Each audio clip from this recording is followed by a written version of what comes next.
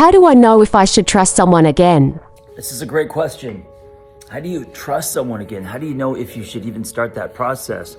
And by the way, trust is a process, right? It's not one decision. It starts with a decision. That's the first domino.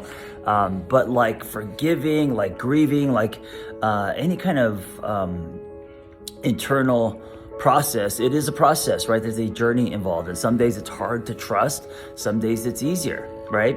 But how do you know when to even start the process? Number one, is the apology a honeymoon apology? Meaning, is it surface? Is it superficial? Is it something that he or she kind of does all the time, right? Does something wrong to break your trust and then apologizes right away. It's part of the DV cycle, this honeymoon apology. I'm sorry, it won't happen again. And of course it does. So is the apology sincere? Is it coming from an honest place? And most importantly, what's the person gonna do to earn your trust, right? Not just the words, the action. And this is how you know if you should continue to trust someone. Is the person building trust by what he or she is doing, not by what they say, but how are they taking ownership in action? As you start to see that, that will tell you if you should continue to trust and trust more, or if you don't see any action, you got to bring that shit up and say, hey, listen, you said you were going to do this. You're not doing it now. It's hard for me to trust you.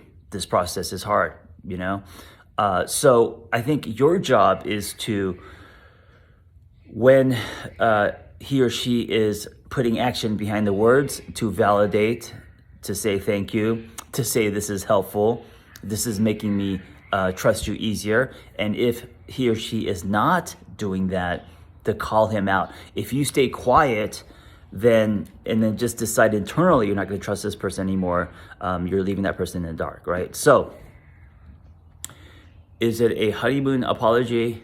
Is it the same shit that he always says? Or is it coming from a sincere place, right? And you can tell, does he really want to take ownership? And then number two, is there action behind his words?